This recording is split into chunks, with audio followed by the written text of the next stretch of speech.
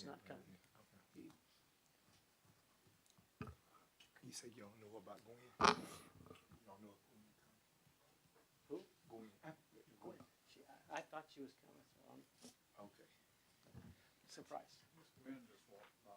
I expected four of us.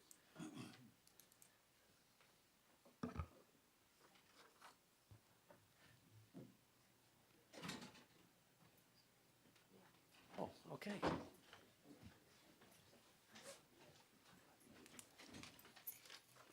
Keep moving. Okay.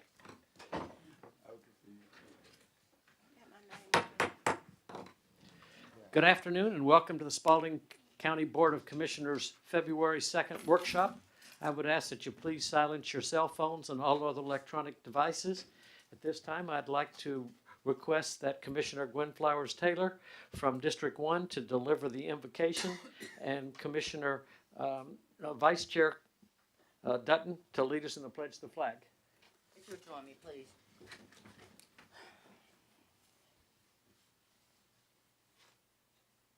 Father God, we come to you this afternoon in thanksgiving and asking for forgiveness for all the things that we haven't done with your natural resources and your gifts that you would have us to do.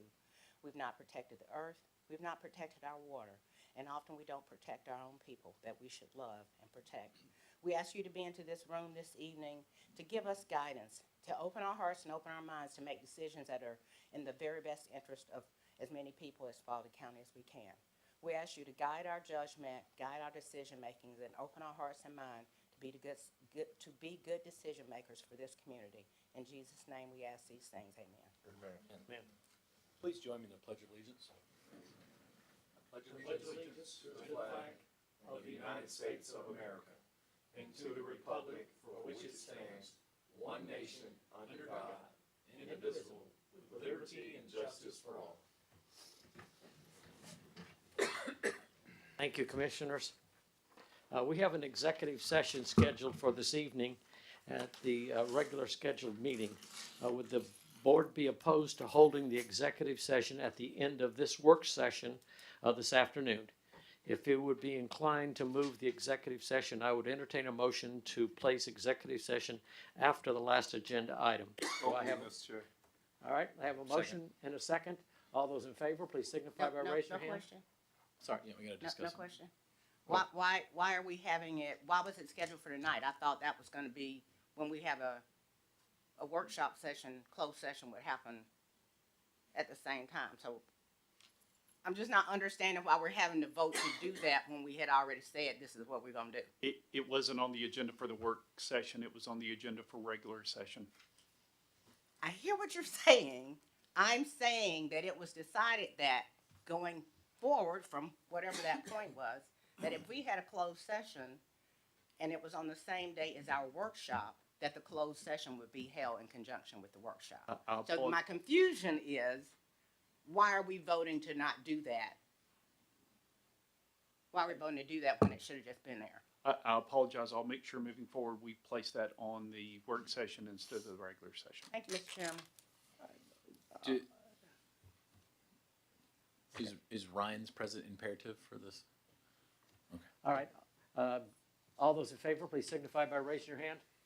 4-0, motion carries.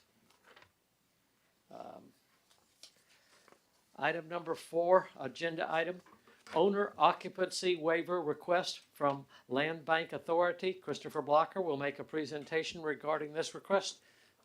Mr. Blocker. Good afternoon, commissioners. Before we get started, I'm going to pass out some materials for you all to review. Thank you. For you to keep.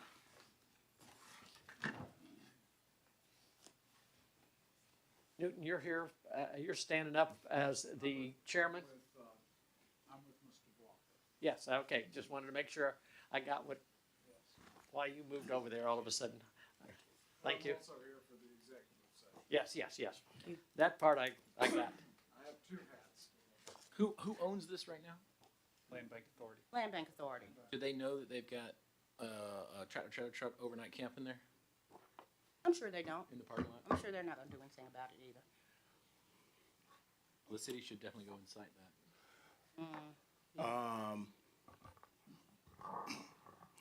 Okay, good afternoon once again. My name is Christopher Blocker. I am the Land Bank Authority Manager with the Griffin Spalding County Land Bank Authority. Uh, I've come to request a owner occupancy waiver from you all so that we can convey 522 Meriwether Street here in Griffin to a developer for the redevelopment of the former Haston Hospital building. Looks like such.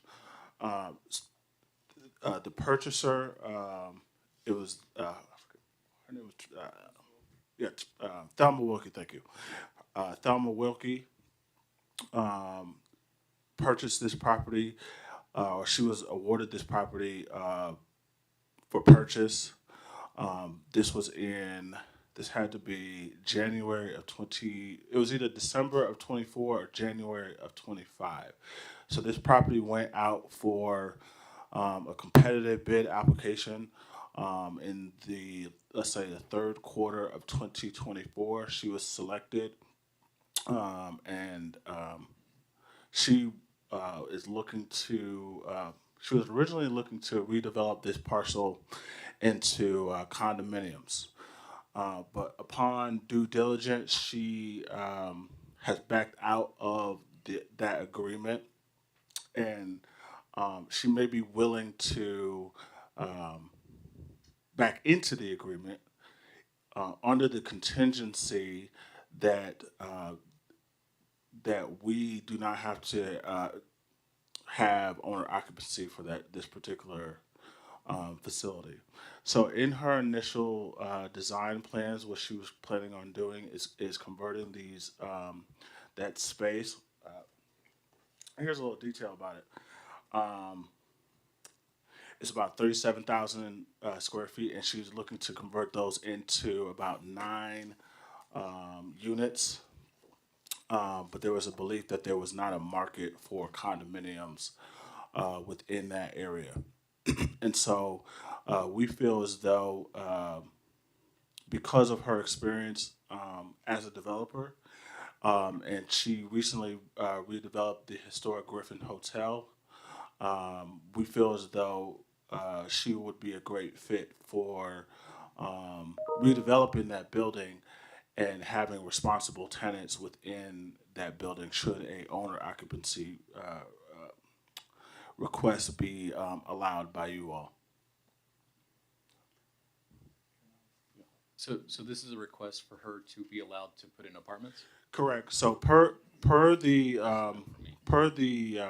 interlocal agreement that you all established between the city of Griffin and yourselves, there is a deed restriction for owner occupancy.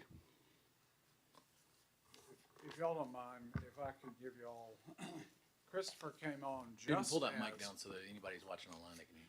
Christopher came on just as we had issued our first request for proposal ever from Land Bank for this property to be sold.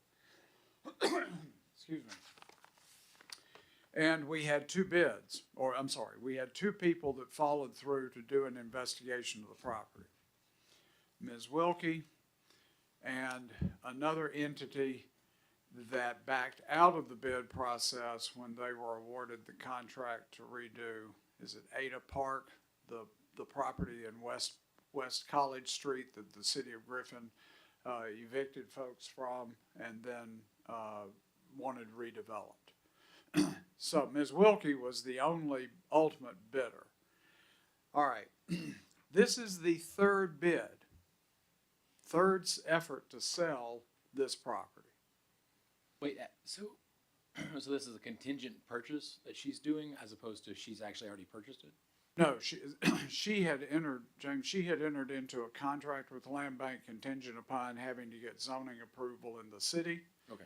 And there was a discrepancy between this So she doesn't property own it being yet. used for residential purposes. Okay, I'm with you. This is like I say, this is the third contract that we have had on this property.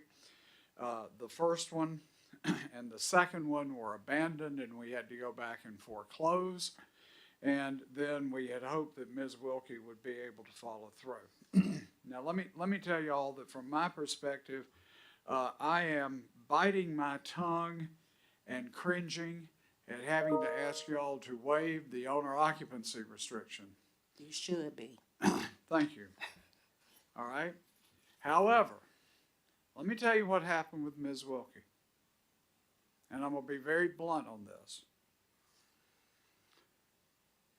The local real estate community convinced her that there was no market for owner occupancy in Griffin and Spalding County, and that her investment in this property would never be returned.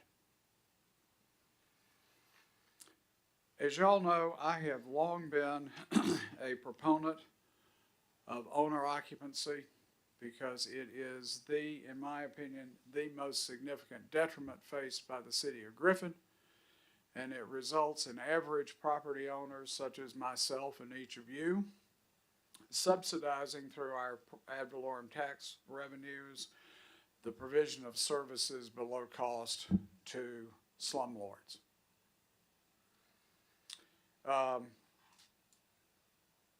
However,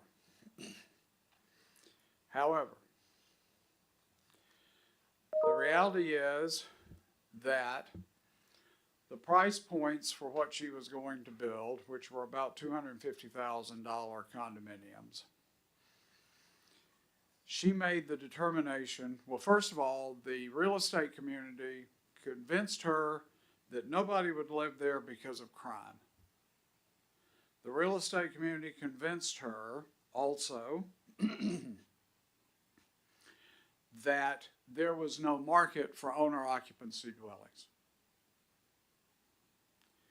Now, when she first raised those, she raised those to us, and let me also tell you, as you know, there are no secrets in Griffin. We got wind of this, and we asked her to come in, and we set up a meeting with lenders. First National and United Bank appeared, representatives from the police force, and Jeremy Stratton, of course, Bruce Ballard's on DDA, plus Land Bank, all appeared and met with her to go over options related to that property. Now, here's the problem we face. A building like this, upon renovation, has to compete with rental property, such as the Thomaston Mill renovation and others that are being redone with the Housing Authority. And what we asked her was, would you be willing to, because she specifically relinquished the contract and got out of it, and so we asked, would you be willing to reconsider this, given that we've been trying to get this property sold for 10 years? Would you be willing to reconsider this if you were allowed to do rental property, provided the same criteria and the same design that you have and the same quality that is in the proposed condo units are still going to be developed?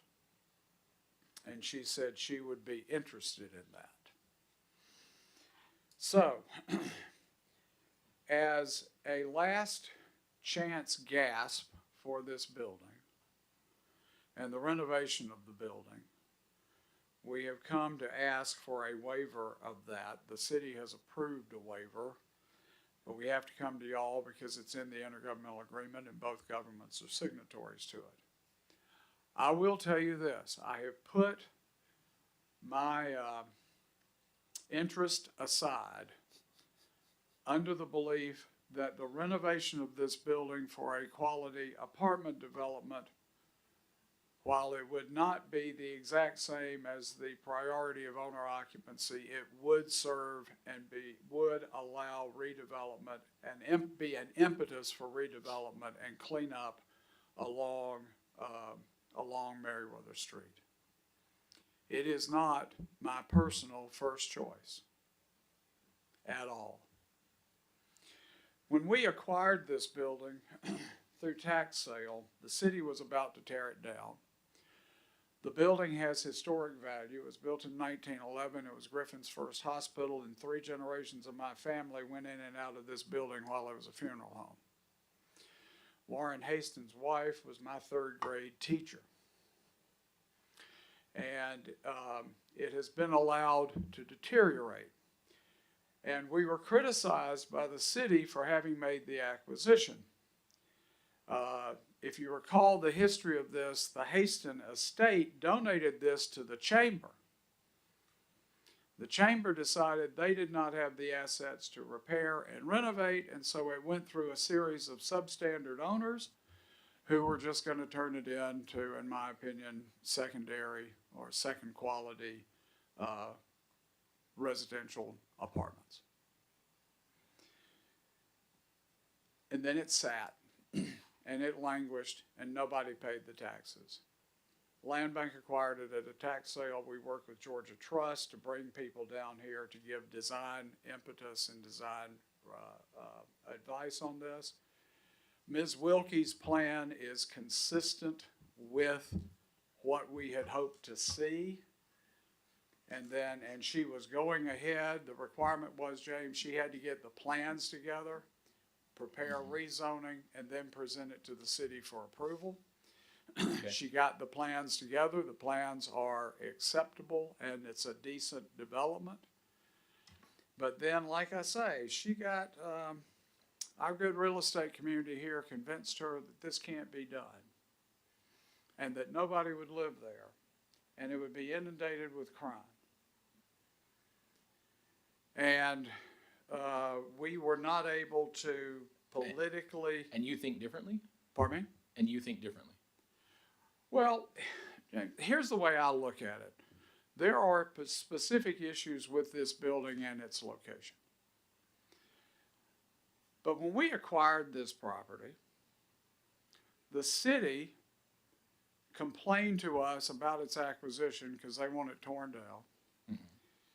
And so we had to have a meeting with the commissioners at that time. Now we're talking 2014, 2015. And one of the sitting commissioners at that time, who's no longer there, asked me the question, what do I tell my friends when they have to drive to a fancy party at the Historical Society and drive by this house that looks like a piece of trash? Mm-hmm. What do I tell them to do?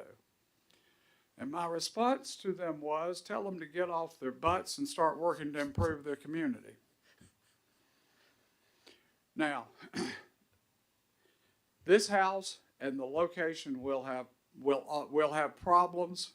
The problems will continue to exacerbate. There are various times people have made this their homes. At various times, people have come in and stolen tools from the folks who were trying to renovate it. But because of its position on Meriwether Street, its relationship to the Historic Society's building at Bailey-Thibault, this renovation, if it can be done, even if it is rented, in my opinion, represents a significant impetus for improvement along Meriwether Street. Now, I say that, as y'all know, I operate on the assumption that anybody coming into Griffin and Spalding County that's going to do a rental property will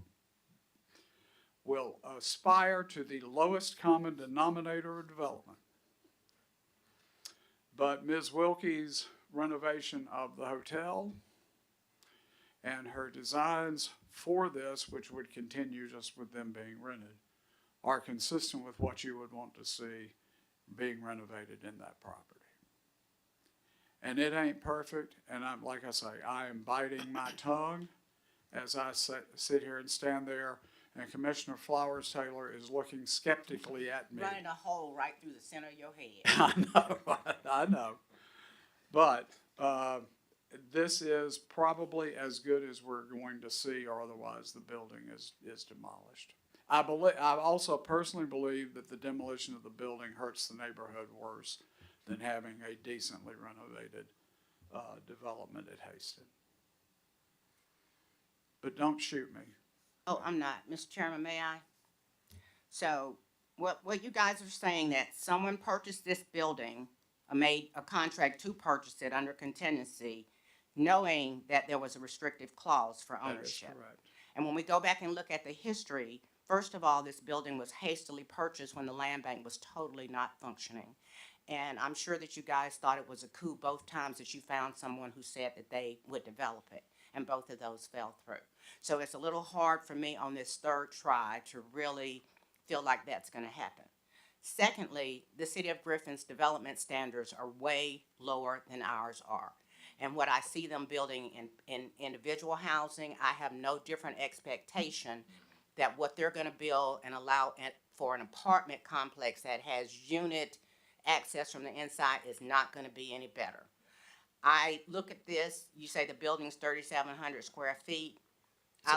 It's about 6,500 developable space. How much? It's about 6,500 to 7,000. And so you'll know, You said 6,500 development space? to 7,000 developable space, redevelopable space. Okay, so, The total lot is probably 37,000. okay, so they're only gonna be able to put 5 or 6 apartments in there. No, I think her plan was for 10 or 11. Okay, so that means they're gonna be 700, 500 square feet apartments. No, she had different type units planned. And But do you see where I'm going with yeah, this? I know where you're going. I Okay, know. so this is the problem for me. We have a community where we have not been treated fairly in terms of renting and leasing. There is nobody to watch the chicken coop to make sure that the development is at the standard that it needs to be at. There is no one who will go in and make sure it is maintained. The whole purpose behind our decision, along with the city when we created this land bank, was that we would take properties and put them back on the tax roll and we would make people homeowners. I get it. Everybody is not going to own a home. But if you are going to create a renting development, then it needs to meet some certain standards. And we need to go into it with the expectation that we're not going to get what we got in a hotel. Because people are in and out of there every day, and that is you've got to keep the carpet cleaned. You've got to keep the bathroom shined up. I don't have that kind of expectation for someone putting an apartment complex over there. They said the same thing when they put the Carlisle over there. It's a bad neighborhood. Nobody's going to want to drive by it. Hadn't heard anything since. So if Miss Wilkie was persuaded by the real estate community, I say that's on her that she screwed up because she backed out. You're saying this, I don't have any confidence that this is going to end up any better than the apartment complex across the street. I just really don't. My thing would be, why wouldn't you just, because it's not going to be historic when she turns it into an apartment complex. If the Historical Society were really interested in it, they would put their money where their mouth is. If the hospital was interested in it, the hospital authority do something to do something with it. Where I'm standing, you may as well do the same thing we're doing at the gym and raise it and let a developer come in and buy that land for the value that it is as a piece of commercial property. If you had come in and said, we sold her this property for, is this, I don't know if this is closed session or not, what's the value of what the sale is supposed to be? Okay, yeah, totally no. That's a giveaway with no get back. I think it goes against, if the land bank has decided that they are no longer feeling that they can do what they need to do because of this clause or this idea that we have, then we need to all meet at the table again and talk about whether or not that can be changed. And if it is changed, what is it going to look like? Does that mean you can go out and find a McElroy or a David Black or whoever and find some land to put together so they can make a development that we get something out of it other than 5 or 6 apartments? I don't understand what it is that the land bank is doing. This property, while it's been sitting here ugly all the time, it's been ugly for 20 years. I just don't think that jumping on the next person who thinks they can put two pieces of wood and some glue together is gonna make that happen as what is being said. I don't agree with it. That's all I got. Well, let me respond to that if you don't mind, Commissioner. And I understand what you're saying. I understand completely. Yeah, I believe though she had about 10 or 11 units planned because there's a basement, there's the facility, the part of it that goes in the back, plus the main part of the funeral home and hospital. In her agreement, she agreed to redevelop according not to city standards, but to Georgia Trust preservation standards. And there would be standards above what the city would require based upon the contract with Land Bank following those criteria rather than just the cities. Now, we would ask the city if they rezoned it for her to impose the same criteria that she had agreed to with Georgia Trust. Her layout for the apartments, the condos was good. What she was going to do with it represented a quality of development that area has not seen. Though I understand completely what you were saying. I understand completely. But I will tell you that this has been a failure for me because I wanted to see us be able to get the property renovated. I hoped sincerely that the contract with her would follow through. And then she had a deadline for the presentation of plans to the city. She met that deadline, but of course that was just the first step to moving it forward to rezoning, and it was during that interim period between submission of the plans to Ms. Haynes over at the city and filing the rezoning application that she notified us that she would not carry forward with the contract. Mr. Chairman, may I ask another question? Yes. When the plan was to put condos in there, how many units was the plan gonna be for? It was 9 or 10.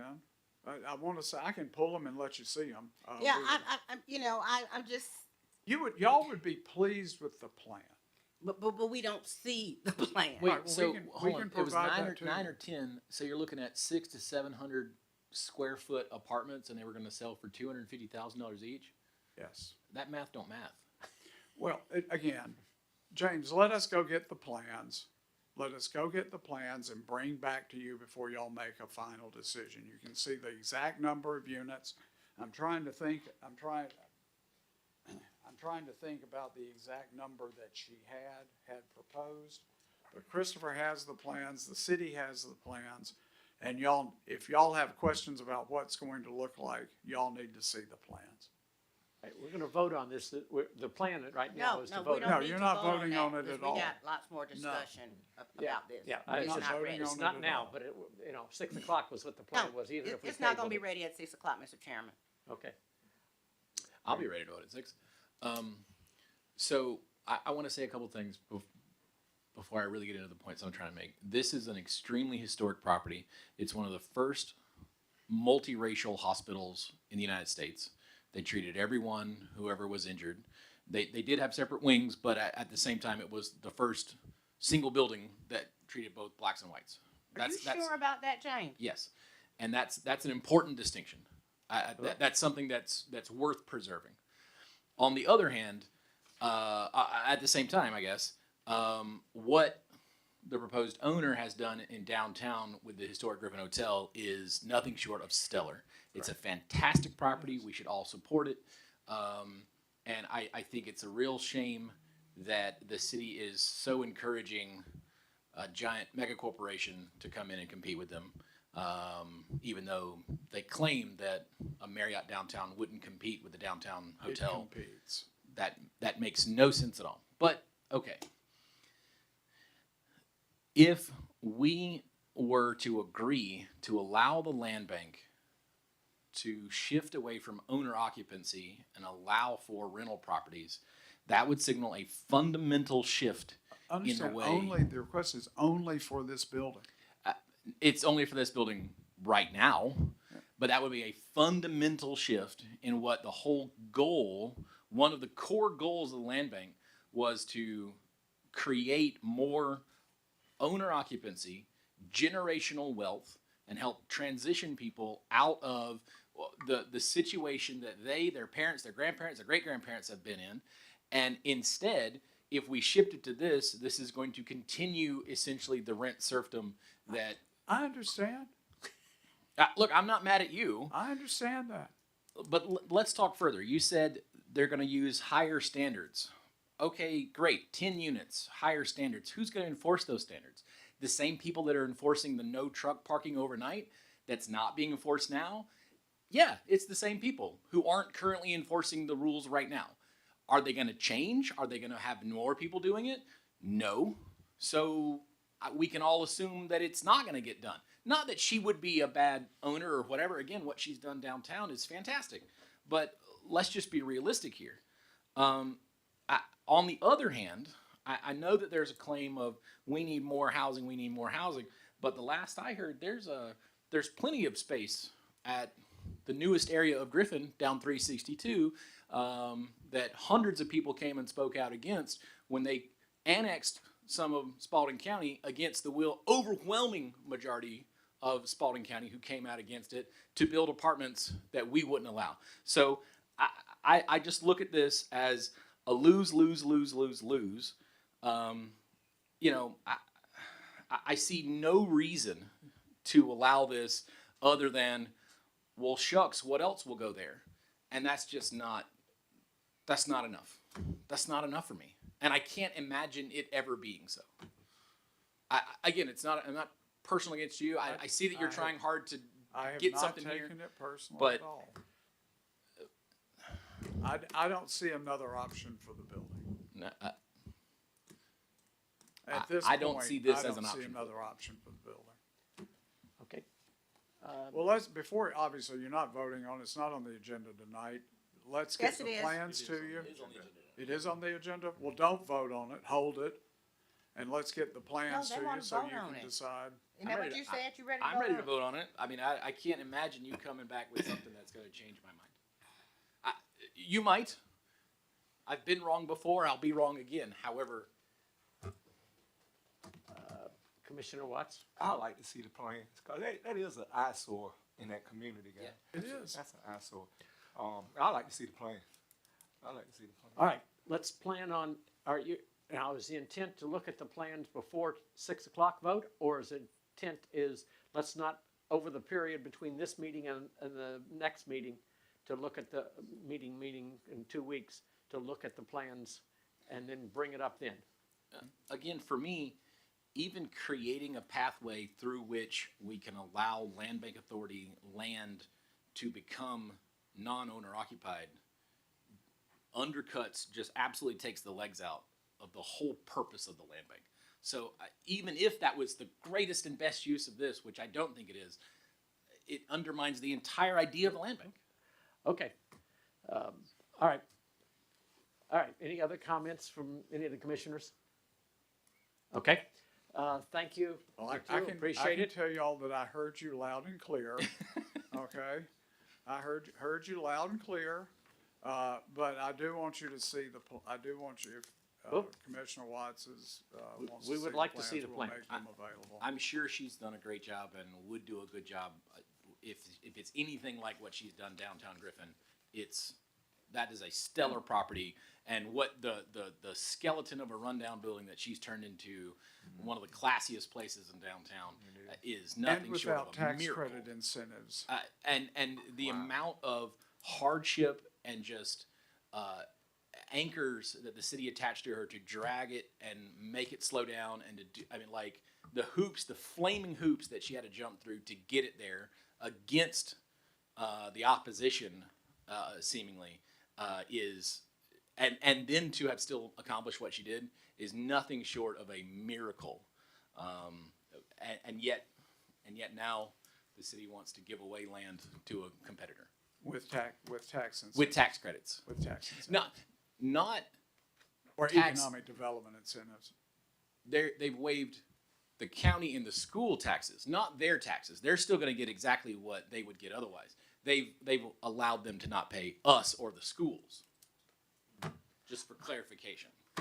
Okay, all right, I think we know where we are with this. All right, So we're expecting at some point for you guys to bring us back a plan of what the building looks like, correct?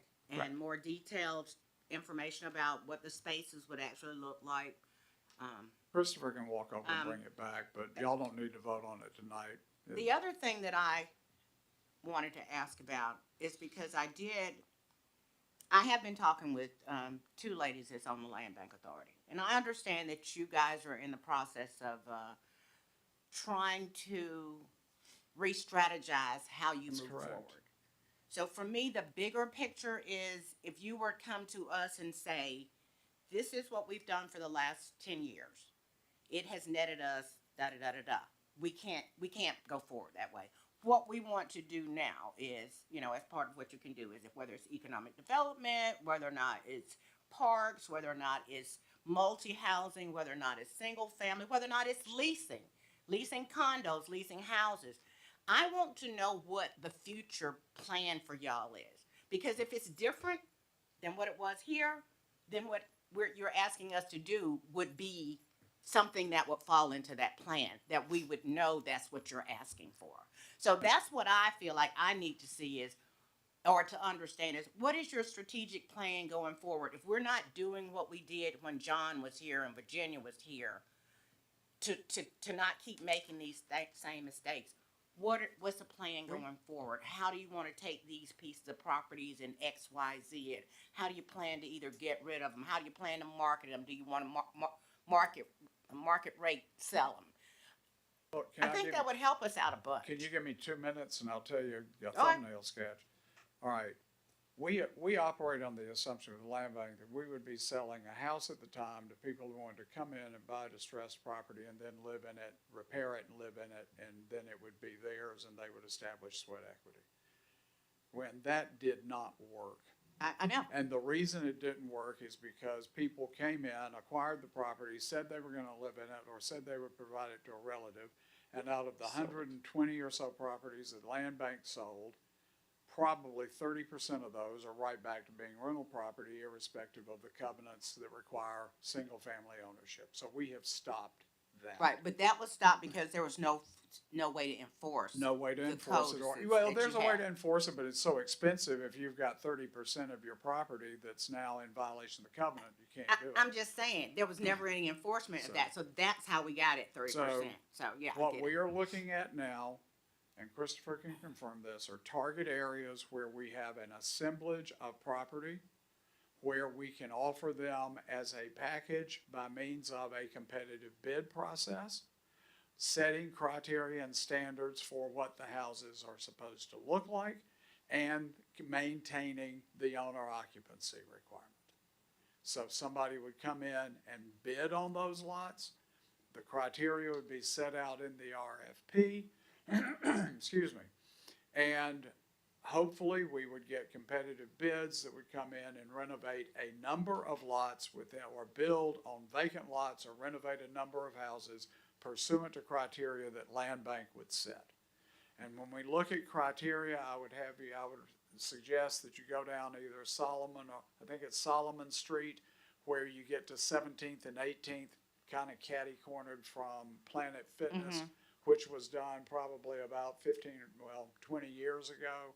But that style house, even though it's on a smaller lot, allows somebody to come in and buy something that should still be affordable for a family that has an income approaching adjusted gross income at the poverty level.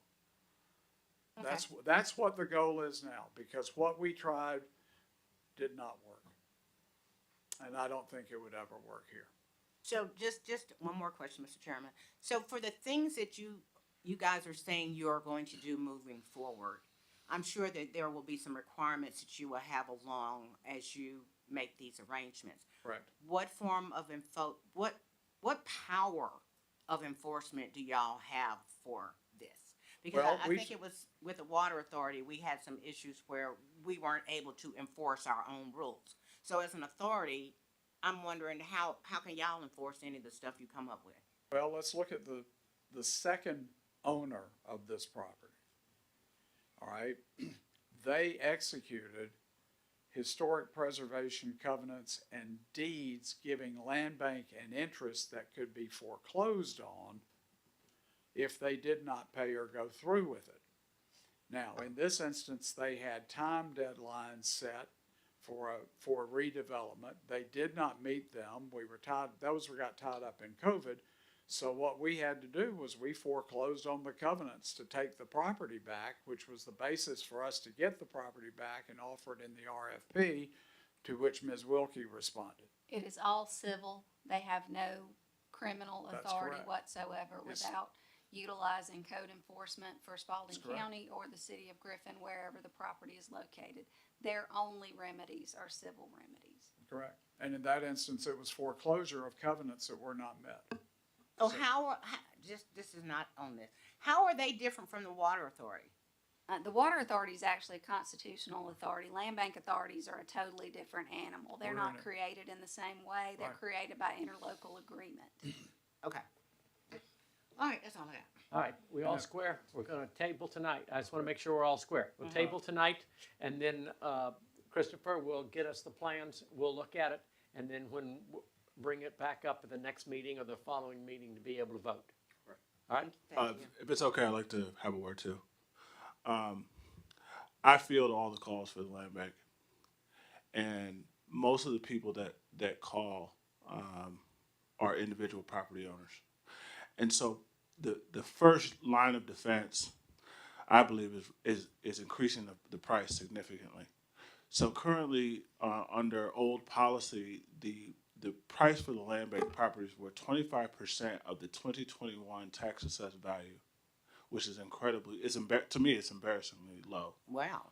Yeah, it's embarrassingly low. So I've advocated to my board to raise the price for 50% of the current year tax assessed value. So as the appraiser is reappraising however often they do, then the price of the land bank properties will increase. So that will deter individual purchasers who are looking at these properties and want to buy them for cheap to just increase the price. So if you have like a subdivision, I know out at Pecan Point, you got some lots there. Correct. You don't base the value of those lots on what the market value of all the other lots that are around it? I mean, No, if it's an no, empty lot- that hasn't been the case before. No. Yeah, they don't Because hold they're in, comps. because they are in tax foreclosure, all the property values on most land bank properties depressed. Now, and it's also a function of what the condition of the house is. Now, Christopher's been working to try to get that more stable and increase it, which is something the authority has supported. But So who decides? there is a discount that would have to be in play simply because we expect purchasers to jump through the hoops to actually get marketable That's title. correct. We don't provide Right, marketable title. right. I mean, I'm not saying that there shouldn't be some discount, but I'm saying if the piece of property next to you, if somebody came in and bought that lot and the lot was $17,000, and we are saying that in 2021 the lot was worth $5,000, and we're only charging you 5% of that to buy it, and that person gets it and they turn around and sell it at $20,000 a lot. Well- It just doesn't make sense. I know we are trying to make money. I was gonna say we're not trying to make money, but we are trying to make money. correct. And we have to put ourselves in the position where we're able to recoup our costs for when we're doing all this. So whatever you guys have to do in terms of the assessment, to me, that's a must. If that's something your board needs to do, I mean, the property values have gone up like stupid, crazy Well, high. The So, property values have dramatically increased since COVID, and Christopher has supervised and helped develop new policies and procedures that govern how we deal with individual purchasers, but also setting out an RFP process for target areas where we've got a lot of lots together. Okay, now, the value of most of the properties that are in the tax delinquency status probably do not meet the tax assessor's value. In So, other and words, I get that. I get that, but if you have an empty lot that is not developed, I just don't understand why we would sell that to someone when there's two lots on either side of it whose value is 3 times that. So, yeah, I mean, that would just be one of my concerns as well. All right, let's- I'm all good. right. are thank are you all. y'all gonna We're- beat me up in executive session or? am I Mm-mm. gonna- No, am you I gonna done. be You safe? done I getting just beat up. wanted to know. All right. Yeah, okay. All right, item number. Thanks, Christopher. Thank you, Christopher. We appreciate it. Item number 2 is a recommendation from PLAC and staff regarding all-access playground equipment at Ambucks Park. Director from Parks, Public Grounds and Public Works, Mr. T.J. Imberger will make a presentation. Thank you, Mr. Chairman and Commissioners. This is a request to purchase the impact fee approved all accessible playground for Ambucks. Okay. The request is specifically to accept the recommendation from PLAC, and PLAC actually they appointed a design committee that assisted us with this, and they assisted with presenting it to PLAC. It approved the sole source vendor of Bliss products and services per Spalding County purchasing policy for the amount not to exceed the $500,000 budget limit. We do not have that particular form ready yet because we were just notified last week that we could take advantage of a substantial discount. So we would need to finish filling that out per the policy that Spalding County has in place. It'd be identical to the form that we use for the Tyus Park playground. I'm just waiting for the numbers to come in on the savings portion. And then to approve the purchase of the playground itself to include play structure, shade, benches, picnic tables, and trash cans.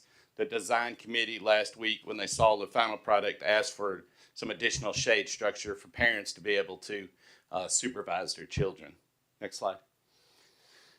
Just to go over the design process for this particular facility and structure. We actually began when we installed the all accessible play structure at Tyus. We did extensive design at that time, and we actually was able to be designated a national demonstration site. These are playgrounds that demonstrate the 7 principles of design for inclusive play. So that not all playgrounds get that designation. After the construction of that facility, we knew this facility was coming on board. So we had a public hearing. The public hearing was for parents and children interested in all accessibility. We were there, the plaque was there, and then we had representation from Bliss Products where we actually spoke and heard from parents and children for their specific needs. And then that public hearing was actually recorded and included in the master plan that was approved. The original Ambucks design was included in the neighborhood grant. That was about 3 years ago. When we found out that we could not afford that in that particular grant, we then are able to take advantage of some new concepts and designs that have become available since that original design. And these will actually address more accessibility needs for the community. And it's designated in the impact fees. Next slide. So the new design features from the original design, we did utilize more input from the citizens to include public hearings. This design includes circuits of play for full play integration so that accessible and non-accessible children and or adults who need some extra assistance, they're playing together with the exact same play elements and play features. Abilities for adult caregivers to get full access to the play structure. The entire structure is very unique. If you're a parent and you're caring for a child that has some extra needs, you're able to actually carry the child throughout the entire structure. It allows for some larger access areas, and in a lot of these areas, instead of steps, they actually have like rubber access panels. Utilizes 100% accessible rubber surfacing. The last design we had was similar to the one that we had before. We had half wood chips, half rubber design. Well, because of an item coming up, we were able to save some money, and then the entire play area will actually be accessible rubber. We're utilizing the new ASTM standards for tower compliance and specifications. This allowed us to lower the critical height, which allowed us to lower the thickness of the rubber. So we're going from 6 to 7 inches to 3 to 4 inches, and we were able to utilize those savings. We are going to be able to take advantage of a $15,000 no freight advantage if I could order the playground before the end of this month. That was an item that we were offered last week on our final design meeting with the plaque subcommittee. And then this structure will actually be certified for 2 national sites, one being the 7 principles of inclusive play, and then the other one being for physical activity. So this will be the first play structure we have for both of those national site designations. Next. So here you can see different views of the play structure. Next. You can see a swing bank. These are a combination of accessible and then regular belt swings. When the design committee saw this last week, they asked if we could design and reconfigure that to include a flying saucer. We have a very successful flying saucer installation at Fairmont Park and Orchard Hill Park, and it allows for more access for children who have special needs, and allows for an easy transfer if they're in a wheelchair. So the final actual design will have that saucer added into that bank of swings. My kids love those. Excuse me? My kids love those. Oh, yeah. Yeah, it's pretty fun. Next slide. And this is just another view of the slide itself. Another item that the design committee asked for that would be included in the final is a little bit more additional shade at the play area, and then we're going to put in shade directly next to the play area that will have picnic tables for families to enjoy and mothers to supervise, along with some benches and trash cans. Happy to answer any questions. No, I don't know if you mentioned that this playground will be like the one at Tyus that has the interactive piece where parents can leave suggestions and comments about what they feel like, how they like the park, or what they don't like, or what they would like, because based on those comments that we got from YMA Tyus, we were able to come up with this design. So we're just kind of up in the game a little bit with this next Yes, playground. ma'am. I apologize for not mentioning it. There is a QR code at the play structure. This is actually run through PlayCore, so parents could scan that. They tell us what they like, what they don't like. We learned from Tyus to this one, and we do have another playground that's in the budget as an approved impact fee project for later this year or next year, and then we could take this information and make even a better one to serve the community better. Right. This is the vote on tonight at 6 o'clock meeting. Any more questions or anything? This is part of our long-term plan with the impact funds. Like, this was one of the slated Yes, sir. things. Like This is in the current that you approved last fall.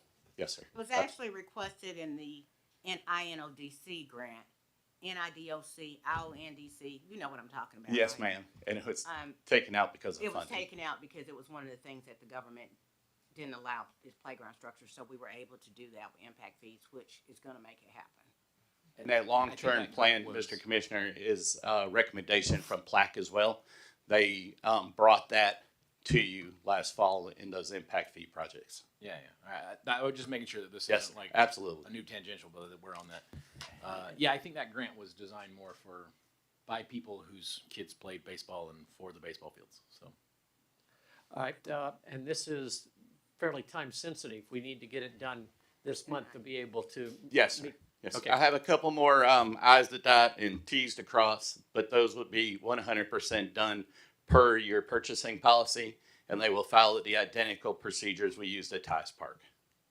With our approval tonight, what's the timeline for completion? What would be an estimation? I know you don't have exactly. I think we can have it in by fall because we'll contract it. It'll take 30 or 60 to 90 days, I would think, to get it in. As soon as it hits the ground, Bliss Products will want to start to install. So and on the other grant money is a federal grant, we're supposed to be complete with them at when, December? The end of October, I believe October 26th, they will need to work with that contractor, which I don't think is a problem.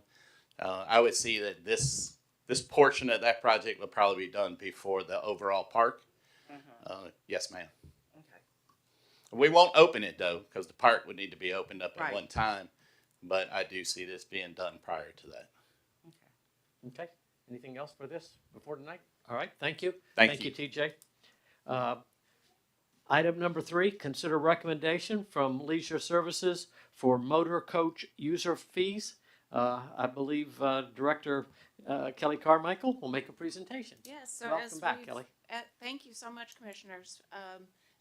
As we've been working through the operations of the motor coach, the fees assessed, and those kinds of things, I've prepared a brief presentation that I shared with the Parks and Leisure Advisory Commission. They did make a recommendation, but if you don't mind and would oblige me a few minutes, I'd like to share with you the presentation so you understand its contents. Okay?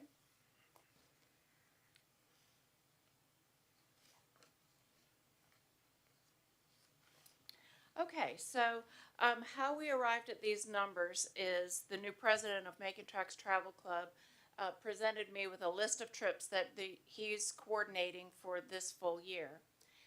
The goal is to have weekly trips, at least 45 or weekly trips a year. And so what I did is I created a model whereby if we duplicated the same types of trips using a part-time staff person to give you a full double use of the motor coach, okay? Let me explain. So with the 45 trips managed by Macon Tracks and 45 trips by our staff, we would have a total of 90 trips, okay? That would be an average of 110 travel days because some of them are multi-day. We checked the average number of miles per trip based on their schedule, and that equated 200 miles on average per trip. So in 1 year's time, both user groups, we could reach 24,000 miles in 1 year. Okay, next slide. Oh, that's a little bit small. Sorry about that small font.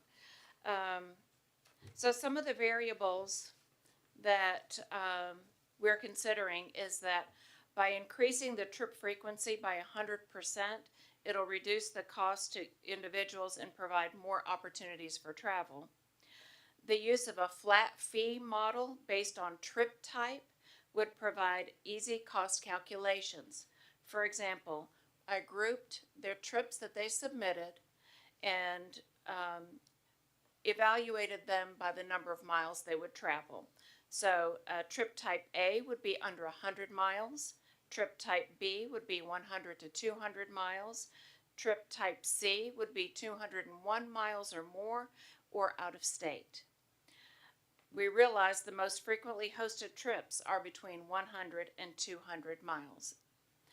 We also learned the driver works an average of 11.5 hours per day on trip days. We currently have a part-time event specialist. If we could increase that position to full-time and assign the other half of their time to new responsibilities to include travel, creating opportunities for our general public, we would be able to add weekly trips to our schedule. And the last page there. So what this would look like is in 1 year's time with those numbers of trips, we have our cost evaluation, our fuel, our maintenance, our insurance, our sinking fund or depreciation, the portion of time for the event specialist and the driver's wage. Our operational cost would be $136,967. If we break down our trip types, trip type A, that's less than 100 miles, doing 7 trips a year, basing it on 40 passengers, our projected revenue would be $3,080. The trip fee for a type A trip would be $440. The type B trip, with 100 to 200 round trip miles, conduct 63 of those. The rate per person per trip would be $31. That's with 40 passengers. Our projected annual revenue would be $78,120. That individual trip cost would be $1,240. And then type C trip, 201 plus and or out of state miles, 20 trips a year. The rate per person would be $70. Our projected annual revenue from that would be $56,000. And that individual trip the cost would be $2,800. So you can see the total revenues come very close to the projected operational cost.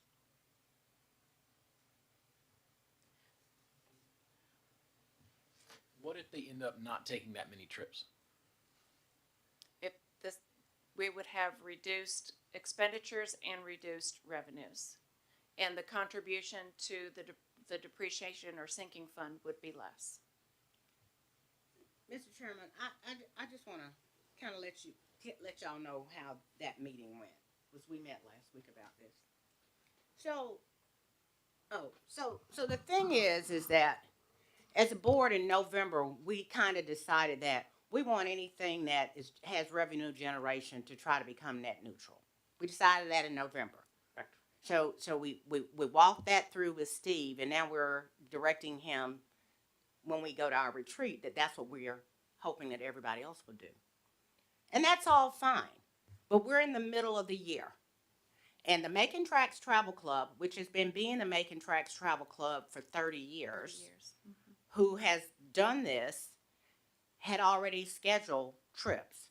So they came in with their schedule in January and we gave them new rules. I don't think it's fair to change the rules in the middle of the year. The other thing is that we have 4 years that we have already been paying on this bus, and we have not collected 1 red cent for depreciation. So what is the big rush in us beating Macon Tracks Club down for them to start right now paying for depreciation of that bus? The other thing is that because of our decision that we made, I think in December or early January, they had to cancel some trips that they had planned. Okay, we're asking them to get more trips, but we're also tying their hands up behind their backs. And so the board felt like, okay, y'all, I don't know, they did 12 trips last year. I forget how many trips it was. 27 trips. We're asking you to double that. We haven't even given them an opportunity to see if that's possible. And the second thing is if they stop doing it, we don't even have anybody who could do it. So the bus will sit fallow, and we won't be able to collect depreciation because there won't be the generation of those funds. So, we really thought about it. We felt like the Macon Tracks Travel Club should at least be given grace until the beginning of the new fiscal year. One of the other things that the board looked at, the advisory board, was that we got 3 truck drivers there, and they looked at this, but they were still thinking this should be based on miles instead of replacement. So we still have some. I think we created a new subcommittee to go back and still look at this. But the important thing for me is that if we want to see the full amount of the depreciation, what are we going to do in addition to what we're asking a volunteer group to do? Are we going to try to match up with that other 45 trips so that maybe we will be able to help get our portion of the depreciation?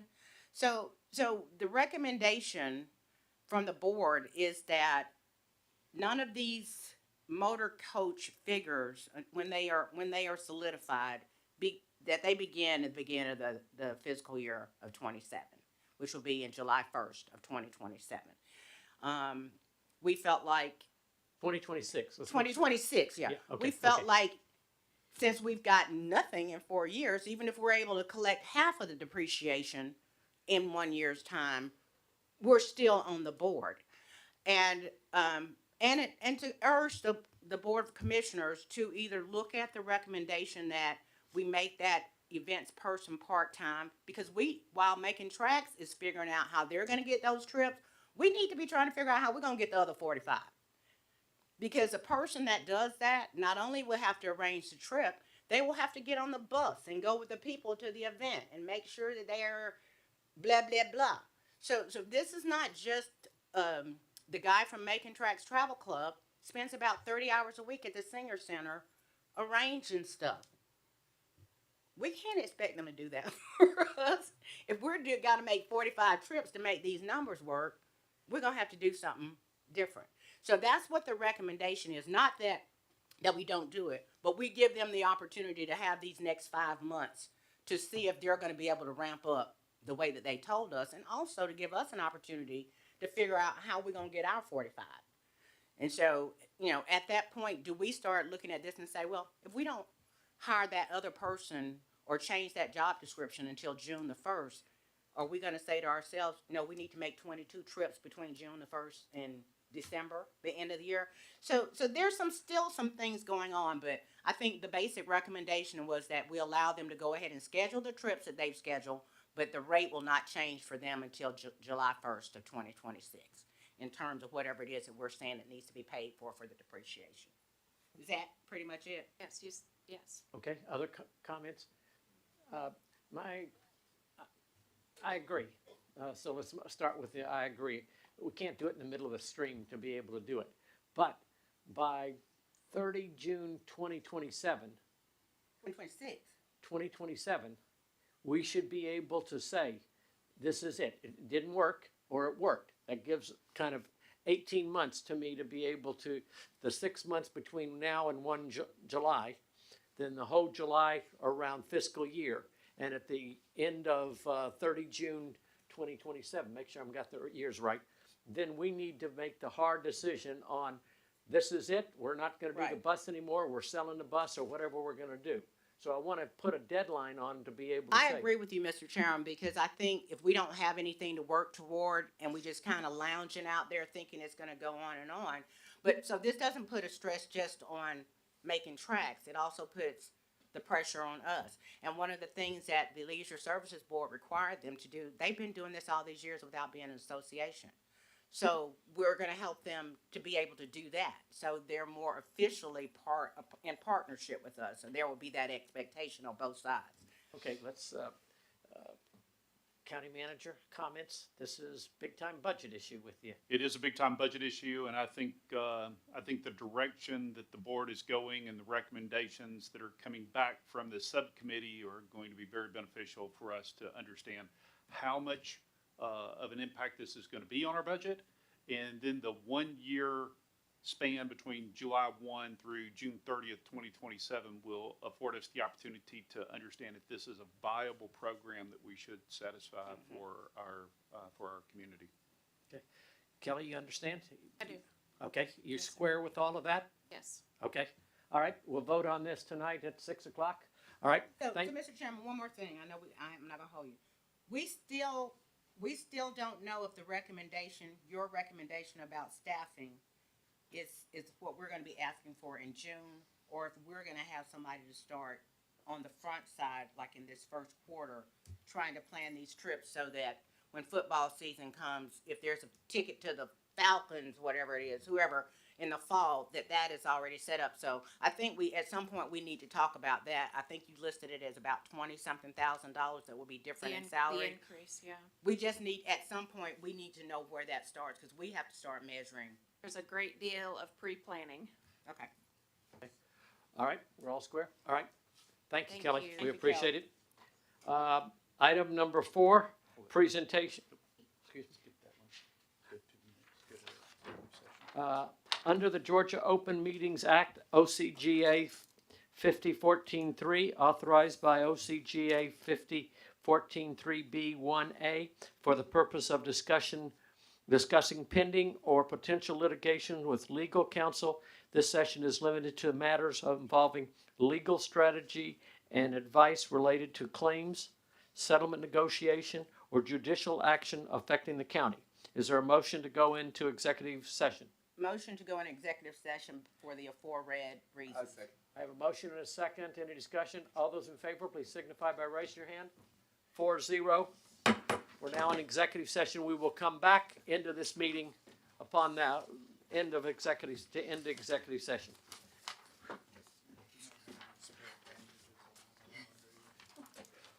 No, but I might have an extra stay if you get.